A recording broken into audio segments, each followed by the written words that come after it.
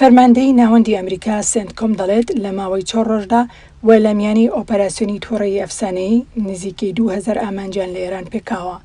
یەکێک لەو هێرشانە لەم دوایانە ئامانجلەی فڕۆکە بێفڕۆکەوانەکان بووە کە ئێران بەم دوایانە بۆ هێرشی تۆڵەسەندنەوە لە سەرانسەری ڕۆژهەڵاتی ناوەڕاست بەکاری دەهێنان.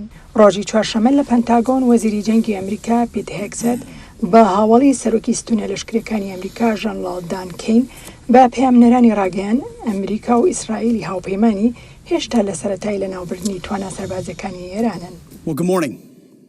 لە دوێنێ شەوەوە دەستمان پێ کردووە لە ماوەی چەند ڕۆژێکدا کۆتایی پێدێت. دوو لە هەرە بەهێزترین هێزی ئاسمانی لە جیهان بە تەواوەتی کۆنتڕۆڵی ئاسمانی ئێران دەکەن. هەروەها هێگسێت ئەوەشی گوت ژێردەریایەکی ئەمریکا کەشتیەکی ئێرانی لە ئۆقیانوسی هیندی نقم کردووە کە ئەمە یەکەم جارە ڕوویداوی لەم شێوەیە ڕووبدات لەوەتی جەنگی جیهانی دوو هەمەوە. لە ڕۆژی شەمەوە کە ئۆپەراسیۆنەکانی ئەمریکا و ئیسرائیل دەستیان پێکردووە، ڕژێمی ئێران بە موشک و فڕۆکەی بێفڕۆکەوان هێرش دەکاتە سەر وڵاتانی ناوچەکە. ژەنەڕاڵ کین باسی وەڵامدانەوەی ئەو وڵاتانە دەکات کە هێرشەکانیان کراوەتە سەر.